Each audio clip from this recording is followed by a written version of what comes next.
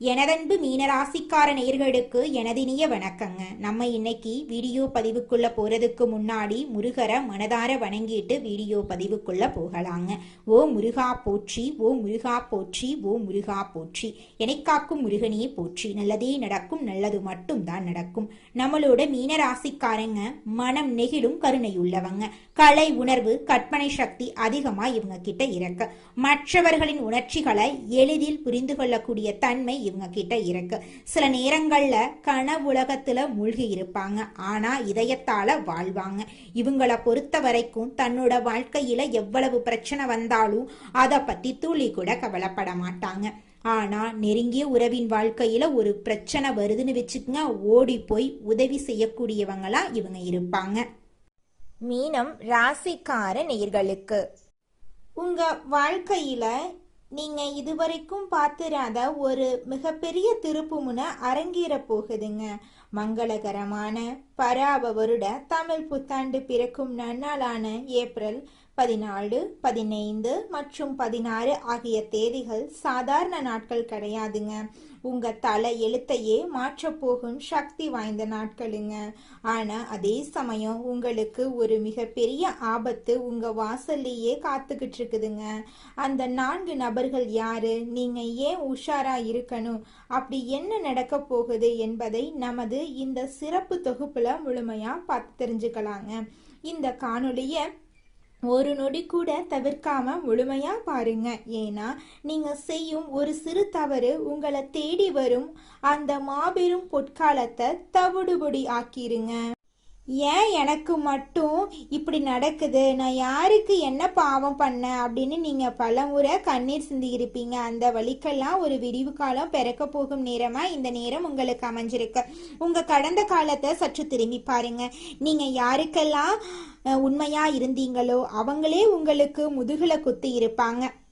நீங்க யாருக்காக கஷ்டப்பட்டு உழைச்சிங்களோ அவங்களே உங்களை மதிக்காம இருந்திருப்பாங்க.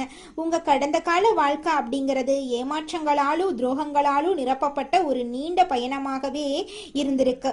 நீங்க பட்ட கஷ்டங்கள் சாதாரண கஷ்டம் கிடையாது. பல நேரங்கள்ல உணவுக்கு கூட கஷ்டப்பட்டு, உறவினர்களிடம் அவமானப்பட்டு, தனிமையில் அமர்ந்து அழுத இரவுகள் ஏராளமா இருக்கு. இந்த கஷ்டங்களுக்கு எல்லாம் காரணம் உங்க முற்பிறவி கர்ம வினைகள் தாங்க. உங்க வாழ்க்கையில நீ நல்லது தாங்க நடக்கும். நீங்க இந்த பிறவியில அனுபவிக்கக்கூடிய ஒவ்வொரு வழியும் உங்களை செதுக்கிறதுக்காகவே இயற்கை உங்களுக்கு கொடுத்த பாடங்க. மற்றவர்கள் எல்லாம் எளிதா பெற்றுவிடும் விஷயங்கள் கூட நீங்க பல முறை போராடி ரத்தம் சிந்தி உழைத்து தான் பெற வேண்டி இருக்கு. உங்களை மற்றவங்க ஒரு இரும்பு மனிதனா பார்க்கலாம், ஆனா உங்க உள்ளுக்குள் இருக்கும் ரணங்கள் உங்களுக்கு மட்டும்தாங்க தெரியும். இப்போது நீங்க கவனியுங்க. மங்களகரமான பராபவருட தமிழ் புத்தாண்டு பிறக்கும் இந்த நன்னாளில கிரகங்களோட சஞ்சாரம் உங்க ராசியில ஒரு பிரம்மாண்ட மாற்றத்தை ஏற்படுத்த போகுது. இது ஒரு இடிமுழக்கம் போன்ற எச்சரிக்கை மட்டுமல்லங்க, உங்க தலையெழுத்தையே மாற்றி புதிய பொற்கால வாய்ப்புகளை திறக்க போகும் மகா சக்தி வாய்ந்த நேரமா இருக்குதுங்க. இந்த நேரத்துல உங்க வாழ்க்கையில நல்லதெல்லாம் அடுக்கடுக்கா நடக்க போகுதுங்க.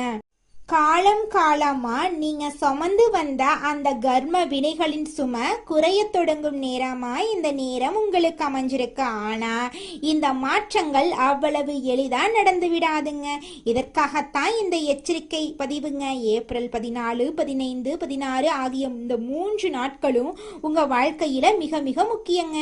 ஏன் இந்த 3 நாட்கள் அப்படின்னா, இந்த நாட்கள்ல பிரபஞ்ச ஆற்றல் உங்க ராசியை நோக்கி மிக தீவிரமா பாயுது. இந்த நேரத்துல நீங்க செய்யும் ஒரு சிறிய தவறு கூட உங்க முன்னேற்றத்தை தடுத்துருங்க. அதே சமயம் நீங்க எடுக்கும் ஒரு சரியான முடிவு அடுத்த 10 ஆண்டுக்கான உங்க வாழ்வாதாரத்தை உறுதி செய்யுங்க. உங்க கடந்த காலத்துல நீங்க இழந்த சொத்துக்கள், இழந்த கௌரவம், கைவிட்டு போன உறவுகள் என அனைத்தையும் மீட்டெடுக்கிறதுக்கான ஒரு நுழைவு வாயிலாக இந்த 3 நாட்கள் அமைய போகுதுங்க. நீங்க இத்தனை காலம் பட்ட கஷ்டங்கள் வீண் போகல, அது உங்களுக்கு ஒரு முதிர்ச்சியை தந்திருக்கு. அந்த முதிர்ச்சியை கொண்டு இந்த 3 நாட்கள் நாட்களை நீங்க எப்படி கையாள போறீங்க என்பதுல தான் உங்க வெற்றியே இருக்குதுங்க. கொஞ்சம் எச்சரிக்கையா நடந்துக்கோங்க. உங்க வாழ்வின் முன்னேற்றத்தை தடுத்து உங்களை மீண்டும் அந்த பழைய கஷ்டங்களுக்குள் தள்ள காத்துக்கிட்டு இருக்காங்க நிறைய பேர். அந்த 5 வகையான மனிதர்கள் யார் யாரு, அவங்களை எப்படி இந்த ஏப்ரல் 14, 15, 16 தேதிகள்ல அடையாளம் கண்டு நீங்க விலகி இருக்கணும் அப்படிங்கிறத நம்ம தெளிவா தெரிஞ்சுக்கலாங்க. முதலாவதாக, உங்க உழைப்பையும் பணத்தையும் சுரண்ட காத்திருக்கக்கூடிய பேராசைக்காரர்கள். இவங்க உங்களை அணுகும் விதம் மிக தந்திரமா இருக்கும். உங்ககிட்ட பேசி நல்லா நடந்துக்குவாங்க. உங்க வாழ்க்கையில் இருக்கக்கூடிய அனைத்து விஷயங்களையும் தெரிஞ்சுக்குவாங்க. உங்க கையிலேயே 10 ரூபாய் இருந்தா அதை 5 பேருக்கு பகிர்ந்து கொடுக்க வேண்டும் என்று நினைப்பவர்கள். உங்கள் இந்த மென்மையான குணத்தை தான் இவங்க முதலீடா பயன்படுத்துறாங்க. இந்த புத்தாண்டு நாட்கள்ல உங்க முன்னேற்றத்தை கண்டு பொறுக்க முடியாம ஒரு பெரிய முதலீடு அல்லது கைமாற்றாக பணம் கேட்டு உங்களை யாராவது நெருங்கலாம். இத செய்தா கோடி கோடியா பணம் வரும் என்று ஆசை வார்த்தை கூறுவாங்க. ஆனா நல்லா கவனியுங்க, அவங்க சொல்றது அனைத்தும் உங்க உழைப்பை திருறதுக்கான ஒரு நாடகம்தான். உங்க ரத்தம் சிந்தி உழைத்த பணத்தை மிக எளிதாக உங்ககிட்ட இருந்து பறிக்க துடிக்கும் இவங்க கிட்ட இருந்து நீங்க கவனமா இருங்க. இந்த 3 நாட்களும் நீங்க இல்லை என்று சொல்ல பழகணுங்க. அவங்க உங்க உறவினராகவோ அல்லது மிக நெருங்கிய நண்பராகவோ கூட இருக்கலாம். ஆனா பண விஷயத்துல நீங்க இந்த நாட்கள்ல காட்டும் சின்ன சின்ன இரக்கம் உங்க பல வருட உழைப்ப சாம்பலாக்கிருங்க. இரண்டாவதா, உங்களை ஏமாற்றி தவறான பாதையில வழி நடத்தக்கூடியவங்க. இவங்க பார்க்க மிக நல்லவங்களா இருப்பாங்க. உங்களை விட உங்களுக்கு நல்லது நினைப்பவர்கள் போல பேசுவாங்க. நீ ஏன் இப்படி கஷ்டப்படுற, நான் சொல்லியபடி கேளு, ஒரே நாள்ல எல்லாம் மாறிடும் அப்படின்னு உங்களை ஒரு குறுக்கு வழியில இழுத்து செல்வாங்க. அதனால கொஞ்சம் நீங்க எச்சரிக்கையா இருந்துக்கோங்க. உங்களுக்கு நேர்மையான குணம் இருக்கு. ஆனா சில நேரங்கள்ல வாழ்க்கையில ஏற்படக்கூடிய விரக்தியில் இது போன்ற தவறான வழிகளை நீங்க தேர்ந்தெடுக்க உங்க மனசுக்கு தோணும். இந்த ஏப்ரல் 14 முதல் 16 வரை கிரகங்கள் உங்க புத்திய தடுமாறச் செய்யும் நேரத்துல இவங்க உங்க வாழ்க்கையில நுழைய பார்ப்பாங்க. சட்டத்துக்கு புறம்பான காரியங்களிலோ அல்லது தர்மத்துக்கு எதிரான செயல்களிலோ எதுவாக இருந்தாலும் இவங்களின் பேச்சை கேட்டு நீங்க அடியெடுத்து வச்சா அது உங்களை ஒரு மீள முடியாத படுகுழியில தள்ளிருங்க. இவங்களின் இனிமையான பேச்சுக்களுக்கு பின்னால ஒரு விஷம் இருக்கு அப்படிங்கிறத நீங்க உணரணுங்க. மூன்றாவதா, உங்களுக்கு பின்னால நின்று சதி செய்யக்கூடியவங்க. இவங்க உங்க முன்னால சிரித்து பேசுவாங்க, உங்களை புகழ்ந்து தள்ளுவாங்க. ஆனா நீங்க முதுக காட்டிய மறு நிமிஷம் உங்களை பத்தி அவதூறுகளை பரப்புவாங்க. நீங்க புரிஞ்சு நடந்துக்கோங்க. அப்பத்தாங்க உங்களால வாழ்க்கையில ஜெயிக்க முடியும். உங்களை பத்தி தவறாக பேசுவதை கேட்டு நீங்க பலமுறை நொந்து போயிருப்பீங்க. இந்த புத்தாண்டு திருநாளில் இவங்க ஒரு பெரிய சதி திட்டத்தை தீட்டி கொண்டிருப்பாங்க. உங்கள் அலுவலகத்திலோ அல்லது குடும்பத்திலோ உங்களை ஒரு குற்றவாளிகளா சித்தரிக்க இவங்க முயற்சிப்பாங்க. இந்த நாட்கள்ல நீங்க யாரிடமும் உங்கள் ரகசியங்களை பகிர்ந்து கொள்ளக்கூடாதுங்க. உங்க மௌனம்தான் இவர்களுக்கான மிகப்பெரிய தண்டனையா இருக்கணுங்க. அவங்க என்ன பேசினாலும் எதை பரப்புனாலும் அமைதியா இருங்க. காலம் அவங்களுக்கு பதில் சொல்லுங்க. நான்காவதா இருக்கக்கூடியவங்க உங்களை பயன்படுத்தி கொண்டு தூக்கி எறியும் சுயநலவாதிகளுங்க. இவங்க கிட்டையும் நீங்க கொஞ்சம் ஜாக்கிரதையா இருந்துக்கோங்க. அப்பத்தாங்க உங்களால வாழ்க்கையில ஜெயிக்க முடியும். ஐந்தாவதா இருக்கக்கூடியவங்க மிக முக்கியமா உங்களை கோவப்படுத்தி தவறான முடிவுகள் எடுத்து வைக்கக்கூடியவங்க. இவங்க கிட்டையும் நீங்க ஜாக்கிரதையா இருந்துக்கோங்க. இந்த ஏப்ரல் 14, 15, 16 தேதிகள்ல நீங்க மௌனமா இருந்தீங்கன்னா நிச்சயமா உங்க வாழ்க்கையில பிரச்சனை வர்றதுக்கு வாய்ப்பே கிடையாதுங்க. எச்சரிக்கையா இருங்க. நல்லதே நடக்கும். நல்லது மட்டும்தாங்க நடக்கும். ஒரு அடர்ந்த காட்டின் ஓரத்துல ஒரு அமைதியான கிராமம் இருந்துச்சுங்க. அந்த கிராமத்துல கதிரவன் அப்படிங்கிற ஒரு இளைஞன் வாழ்ந்து வந்தான். அவன் கும்பராசியில பிறந்தவன். மற்றவங்களுக்கு உதவுறதுல எதையும் நேர்மையா செய்யறதுலையும் அவனுக்கு நிகர் அவனாதான் இருப்பான். ஆனா அவனது கடந்த காலம் அப்படிங்கிறது கண்ணீரால எழுதப்பட்ட ஒரு காவியமா இருந்துச்சு. அவன் கஷ்டப்பட்டு சேர்த்த சின்னஞ்சிறு சேப்புக்கள் அவன் நம்பிய உறவுகளாலேயே பல முறை பறிக்கப்பட்டுச்சு. பல இரவுகள் நாட்கள் அவன் பசியோடு படுத்திருந்தான். ஆனா அடுத்த நாள் காலையில மீண்டும் மற்றவங்களுக்கு உதவ அவன் கை நீளும். ஒரு நாள் அந்த கிராமத்துக்கு ஒரு முனிவர் வந்தாரு. அந்த கதிரவன் கிட்ட கஷ்டத்தை கண்டாரு. மகனே, பராவ வருட தமிழ் புத்தாண்டு பிறக்கக்கூடிய ஏப்ரல் 14, 15, 16 ஆகிய 3 நாட்கள் உன் வாழ்க்கைய மாற்றப்போகும் நாட்களாயிருக்கு. இந்த நாட்கள்ல நீ மிகவும் விழிப்புணர்வோட இருக்கணும். 5 விதமான சோதனைகள் உன்னை தேடி வரும். அதை நீ வென்றுட்டின்னு வச்சுக்கோ, உன் வறுமை போயிரு, வாழ்க்கையே பொற்காலமா மாறிடும் அப்படின்னு முனிவர் சொல்லிட்டு முனிவர் போயிட்டாரு. ஏப்ரல் 14ஆம் தேதி அதிகாலை கதிரவனை தேடி ஒருவன் வந்தான். அவன் அந்த கிராமத்தின் பெரும் செல்வந்தன் போல தோற்றமளித்தான். கதிரவா, என்னிடம் ஒரு ரகசிய புதியல் வரைபடம் இருக்கு. நீ மட்டும் உன் கையில இருக்கக்கூடிய அந்த சிறிய நிலத்தை விற்று என்னிடம் கொடுத்தா நம்ம இருவரும் சேர்ந்து கோடிக்கணக்கில் சம்பாதிக்கலாம் அப்படின்னு சொன்னான். கதிரவன் யோசிச்சான், இதுதான் பேராசைக்காரர்களின் முதல் சோதனை அப்படின்னு அவன் மௌனமா இருந்தான். முனிவன் சொன்னது போல அவன் உழைப்பை சுரண்ட வந்த அந்த நபர் ஏமாற்றத்துடன் போயிட்டாரு. அடுத்த நாள் ஏப்ரல் 15, கதிரவனின் பழைய நண்பன் ஒருவன் வந்தான். நண்பா, உனக்கு ஏன் இந்த சாதாரண வாழ்க்கை? நான் ஒரு குறுக்கு வழி சொல்றேன். அதுல ஒரு இரவிலேயே நீ பெரிய ஆளாயிரலாம். ஆனா அதற்கு நீ சில பொய்களை சொல்ல வேண்டி இருக்கும் அப்படின்னு ஆசை காட்டினான். இது ஏமாற்றுக்காரர்களின் 2வது சோதனை. கதிரவன் தன் நேர்மையை விட்டு கொடுக்க விருப்பமில்ல. தவறான வழியில வரும் செல்வம் எனக்கு வேண்டாம் அப்படின்னு அவனை அனுப்பிட்டான். அன்றே மாலையில் கதிரவன் வேலை செய்யக்கூடிய இடத்துல அவனுக்கு தெரியாம அவனை பற்றி தவறான வதந்திகளை சிலர் பரப்புனாங்க. அவன் திருடிவிட்டதாக ஊர் முழுவதும் பேசினாங்க. இது 3வது சோதனையாக இருக்கு அப்படின்னு நினைச்சுக்கிட்டு கதிரவன் பதட்டப்படாம அமைதியா இருந்தா. உண்மையா காலம் நிரூபிக்கும் அப்படின்னு மௌனமா இருந்தா. அவனது அமைதி அந்த சதிகாரர்களை நிலைகுலைய செஞ்சிச்சு. ஏப்ரல் 16ஆம் தேதி காலை கதிரவனுக்கு மிகவும் நெருக்கமான ஒருவர் வந்து அழுதாரு. எனக்கு ஒரு பெரிய ஆபத்து. நீ உன் உயிர் மூச்சாக கருதும் அந்த பழைய மாட்டு வண்டியை எனக்கு கொடுத்துடு, நான் பிழைத்துக் கொள்றேன் அப்படின்னு சொன்னான். அதுக்கு கதிரவன் கொடுத்துட்டான். ஆனா அடுத்த 1 மணி நேரத்துல அந்த உறவினர் அந்த வண்டியை அதிக விலைக்கு விற்றுட்டு ஊரை விட்டே ஓடியதை கேள்விப்பட்டான். இது 4வது சோதனை. உங்களை பயன்படுத்தி கொள்பவர்கள். கதிரவன் வருத்தப்பட்டாலும் சரி, என் கர்மவினை இதோடு முடியட்டும் அப்படின்னு தன்னை தேத்திக்கிட்டான் கதிரவன். அன்றைய இரவு கதிரவனை வேண்டுமென்றே ஒரு வம்புக்கிழுத்தான். அவன் குடும்பத்தை பற்றி மிகவும் கேவலமா பேசி கதிரவனை கோவப்படுத்த முயற்சி பண்ணாங்க. இது 5வது சோதனை. கோபத்தை நம்ம அமைதியா இருந்துக்கணும். கதிரவன் கைகளை அமைதியா வச்சுக்கிட்டான். கோவப்படாம பேசாம அமைதியா இருந்தான். அடுத்த நாள் காலையில அவன் வாழ்க்கையில பெரிய மாற்றமே வந்துச்சு. அவன் மௌனமா அமைதியா இருந்தங்காட்டி அவன் வாழ்க்கையில நல்லதெல்லாம் நடக்குது. இந்த கதிரவனை போல கும்பம் ராசிக்காரர்களே, நீங்களும் பொறுப்பா நிதானமா நடந்துக்கோங்க. நிச்சயமா உங்க வாழ்க்கையில நல்லதுதாங்க நடக்கும். அடுத்ததாக நம்முடைய மீனம் ராசியில் இருக்கக்கூடிய ஒவ்வொரு நட்சத்திரக்காரர்களுக்கும் இந்த மாதம் எப்படி அமைஞ்சிருக்கு அப்படின்னு தெரிஞ்சுக்கலாங்க. மீனம் ராசியில் இருக்கக்கூடிய முதல் நட்சத்திரம் பூரட்டாதி 4ஆம் பாதம். உங்களுக்கு இந்த மாதம் எப்படி அமைஞ்சிருக்குன்னு பார்க்கலாங்க. இந்த மாதம் திறமையாக செயல்பட்டு காரிய வெற்றி காண போறீங்க. மதிப்பும் மரியாதையும் கூட போகுது. மாணவர்கள் கல்வியில சிரமப்பட்டு முன்னேற்றம் காண வேண்டி இருக்கும்.